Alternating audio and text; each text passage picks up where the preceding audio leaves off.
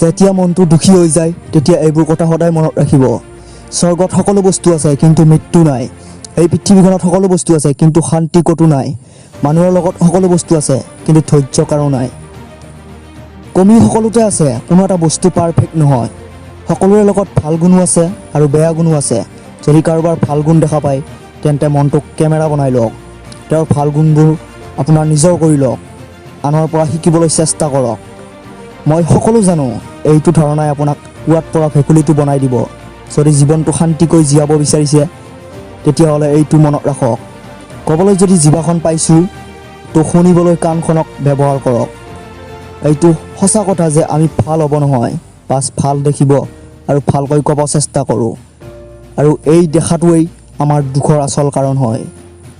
দেখাই ফুৰিলে জীৱনত একো পোৱা নাযায়। ভদ্ৰৰ গুণতকৈ ভদ্ৰৰ গুণ লাখ গুণেই ভাল। যেতিয়া মানুহে আপোনাৰ লগত বেয়া কৰে তেতিয়া উদ্বিগ্ন হৈ নাযাব, কাৰণ বাস্তৱতে সেইবোৰ মানুহে আপোনাক মহত্ব দিবৰ বাবে আন ৰাস্তা নাজানেই। যদি কোনোবা আপোনাৰ বাবে জ্বলে তেতিয়া আপোনাৰ লগত কোনো ধৰণৰ ভুল নাই, কিন্তু সেইবোৰ আপোনাৰ ক্ষমতা যিবোৰ তেওঁৰ লগত জ্বলিবৰ বাবে অসহায় কৰি আছে। বাছ তুমি ধৈৰ্য ধৰা আৰু নিজৰ সময়লৈকে ৰখা, কাৰণ সুযোগ এই পৃথিৱীত সকলো মানুহে পায়।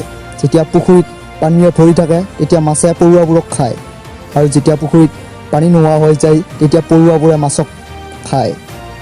আনৰ জীৱনত সোমাই কোনো লাভ নাই।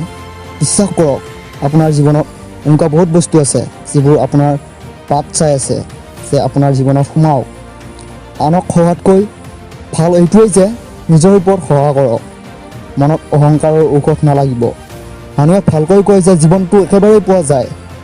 জীৱনটো সদায় পোৱা যায়, মাত্ৰ মৃত্যুহে এবাৰ পোৱা যায়। সেইবাবে জীৱনত সকলো দিন যি ভৰাই জীয়ক। বন্ধুসকল, ভিডিঅ'টোৰ শেষত এইটোৱে ক'ব বিচাৰিম যে মনত ৰাখিব যে মানুহে সন্মান আপোনাক নহয়, আপোনাৰ স্থিতি আৰু আপোনাৰ স্থানকহে কৰে। সাপ যদি ঘৰত দেখে মানুহে তাক লাঠিৰে কোবাই কোবাই মাৰে, আৰু যদি শিৱলিংগত দেখে তেতিয়া তাৰ সন্মুখত হাত জোৰ কৰি প্ৰাৰ্থনা কৰে। বন্ধুসকল, এই ভিডিঅ'টোত কোৱা কথাবোৰৰ লগত আপুনি যদি একমত তেন্তে ভিডিঅ'টো যিমান পাৰে শ্বেয়াৰ নিশ্চয় কৰক। ধন্যবাদ। জয় আই অসম।